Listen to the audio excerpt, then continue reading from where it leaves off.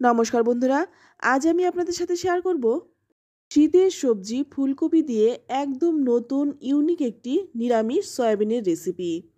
বিশ্বাস করুন, আজ থেকে আগে কখনোই ফুলকপি সয়াবিনের এই রেসিপিটি কখনোই বানাননি। একদম ডিফারেন্ট ও ইউনিক পদ্ধতিতে অনেক বেশি টেস্টি ও সুস্বাদু হয়। বানানোর পদ্ধতি একদম সহজ সাধারণ, সামান্য কিছু ঘরোয়া মশলায় এটা বানিয়ে নিতে পারেন। খেতে হয় অসাধারণ, ভাত কিংবা রুটি যে কোনো কিছুর সাথে।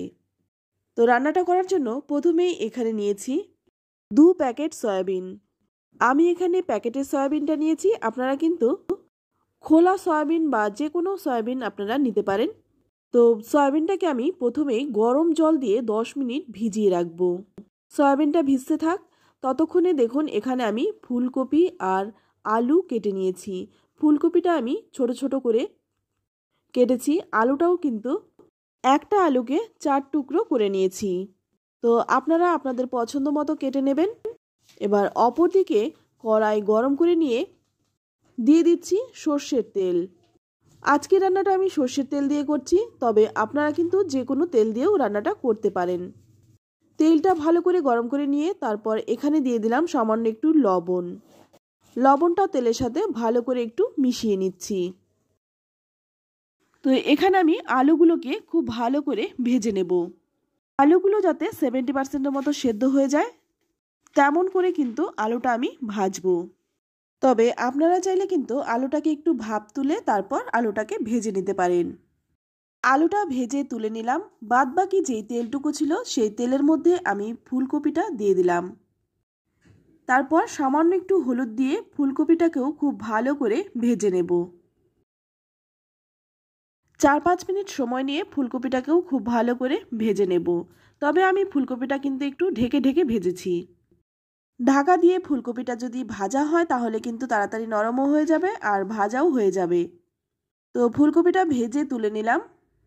আর এই দিকে দেখুন যে সয়াবিনটাকে আমি গরম জল দিয়ে ভিজিয়ে রেখেছিলাম সেটা কিন্তু ভিজে দ্বিগুণ হয়ে গেছে। আর সয়াবিন থেকে জলটাকে খুব ভালো করে নিগড়ে বের করে নিলাম।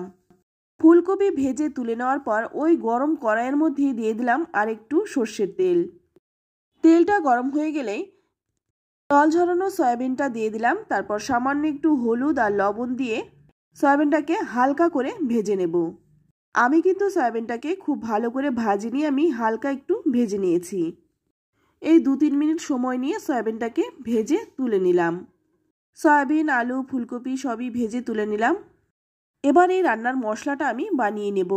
এর জন্য শিলপাটাতে নিয়ে নিলাম 1 চামচ গোটা জিরে, নিয়ে নিলাম বেশ কিছুটা আদা, 2টো কাঁচা লঙ্কা, 3টে শুকনো লঙ্কা আর দিয়ে দিলাম 1 চামচ সাদা তিল। এই তিল দেওয়ার কারণে কিন্তু রান্নার স্বাদ দ্বিগুণ বেড়ে যায়। সামান্য একটু জল দিয়ে মশলাটাকে খুব ভালো করে বেটে নেব। মশলাটা কিন্তু আমি শিলপাটাতেই বেটে নিচ্ছি, তবে আপনারা চাইলে এই মশলাটাকে মিক্সিতে দিয়েও বেটে নিতে পারেন। তবে বন্ধুরা, আমি জানি না তিল বাটা দিয়ে কখনো আপনারা ফুলকপি সয়াবিন রান্না করে খেয়েছেন কিনা, তবে যদি না খেয়ে থাকেন একবার বানিয়ে খাওয়ার রিকোয়েস্ট রইল। মশলাটা বেটে নিলাম। এবার ওই কড়াইয়ের মধ্যেই দিয়ে দিলাম আর 2 চামচ সর্ষের তেল। তারপর ফোড়নে দিয়ে দিচ্ছি একটা তেজপাতা ছিঁড়ে আর দিয়ে দিলাম 1/2 চামচ গোটা জিরে। ফোড়নটাকে একটু ভেজে নিয়ে তারপর এর মধ্যে দিয়ে দিচ্ছি বেটে রাখা মশলাটা। যখন মশলাটা দেবেন তখন কিন্তু গ্যাসের আঁচটা একদম কমিয়ে তারপর দেবেন, নইলে কিন্তু মশলাটা খুব ছেটে। তারপর আমি শিলপাটাটা ধুয়ে সামান্য একটু জলও দিয়ে দিলাম। এবার এই মশলাটাকে খুব ভালো করে কষিয়ে নেব, মশলা থেকে যতক্ষণ না তেল ছেড়ে দিচ্ছে। মশলাটা একটু নেড়েচেড়ে নিয়ে এখানে আমি 1 চামচ দিয়ে দিলাম হলুদ গুঁড়ো আর দিয়ে দিলাম 1 চামচ ধনে গুঁড়ো। এবার এই মশলাটা দিয়ে আবারও কিন্তু কিছুক্ষণ কষিয়ে নেব। মশলাটা যত ভালো করে কষাবেন রান্নার স্বাদটাও কিন্তু ততটা বেশি হবে। গ্যাসের আঁচটা একদম কমিয়ে দিয়ে 5 মিনিট ঢেকে রাখবো। তো 5 মিনিট পর দেখুন ঢাকনাটা খুলে নিয়েছি, মশলা থেকে কিন্তু তেলও ছেড়ে দিয়েছে। এবার একটু নেড়েচেড়ে নিচ্ছি। তো ভালো করে একটু নেড়েচেড়ে মিশিয়ে নিয়ে তারপর যে ভেজে রেখেছিলাম আলু, সয়াবিন, ফুলকপি সেই সব কিছু একসঙ্গে দিয়ে দিচ্ছি। তারপর মশলার সাথে খুব ভালো করে মিশিয়ে নেব। তো দেখুন একটু শুকনো শুকনো মনে হচ্ছে, তাই এখানে আমি দিয়ে দেব সামান্য একটু জল। জলটা দেওয়ার কারণে সব কিছু একসঙ্গে কিন্তু খুব ভালোভাবে মিশে যাবে। আর এই সব কিছু দিয়ে আবারও মশলার সাথে খুব ভালো করে কিছুক্ষণ কষিয়ে নেব। আমি কিন্তু ভাজার সময় লবণ দিয়েছিলাম, তাই সে কথা মাথায় রেখে এখানে আমি স্বাদ মতো লবণ দিয়ে দিচ্ছি। লবণ আর দিয়ে দিচ্ছি এখানে 1 চামচ চিনি।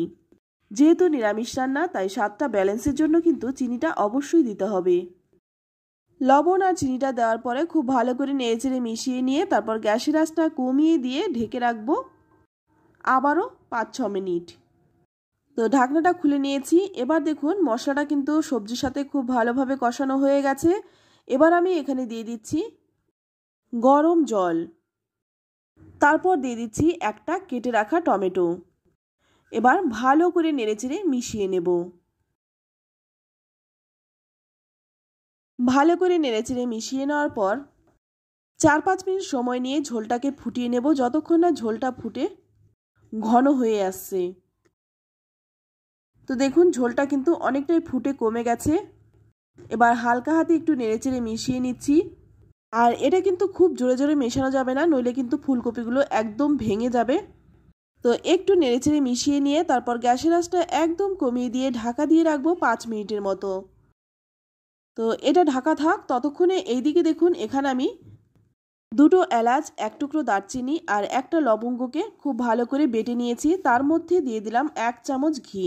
এই গরম মশলা বাটার মধ্যে ঘিটাকে খুব ভালো করে মিশিয়ে নিয়ে তারপর ঢাকনা খুলে এর মধ্যে দিয়ে দিচ্ছি। তো সম্পূর্ণ মশলাটাই দিয়ে দিলাম। তারপর ভালো করে নেড়েচেড়ে মিশিয়ে নিচ্ছি। আর এই গরম মশলাটা দেওয়ার পরে কিন্তু জাল করব না। তো ভালো করে নেড়েচেড়ে মিশিয়ে নিচ্ছি। আর এখন দেখুন আলু কিন্তু খুব ভালোভাবে সেদ্ধ হয়ে গেছে। আলু সেদ্ধ হয়ে গেছে তার মানে সমস্ত কিছুই কিন্তু খুব ভালোভাবে সেদ্ধ হয়ে গেছে। মশলাটা তো খুব ভালোভাবে নেড়েচেড়ে মিশিয়ে নিলাম। এবার গ্যাসের আঁচ বন্ধ করে ঢাকা দিয়ে রাখবো যতক্ষণ না পরিবেশন করব। আর অবশ্যই কিন্তু একটু ঢেকে দেবেন, তাহলেই কিন্তু তরকারির সাথে গন্ধটা খুব ভালোভাবে মিশবে। তো দেখুন নামিয়ে নিলাম। এটা দেখতেও যতটা সুন্দর খেতেও অসাধারণ হয়। তো বন্ধুরা আমার মুখের কথাই নয়, আপনারা একবার হলেও বানিয়ে খান, তারপর কমেন্টে লিখে জানান খেয়ে আপনাদের কেমন লাগলো। তো রেসিপি ভালো লাগলে লাইক কমেন্ট শেয়ার করতে একদম ভুলবেন না। আর আপনি যদি আমার চ্যানেলে নতুন হয়ে থাকেন চ্যানেলটা সাবস্ক্রাইব করে নেওয়ার অনুরোধ রইল।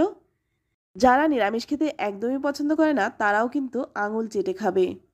তো আজ এই পর্যন্তই। আবারও নিয়ে আসবো অন্য কোনো নতুন রেসিপি। ততক্ষণ সকলেই ভালো থাকবেন, সুস্থ থাকবেন। সকলকেই ধন্যবাদ।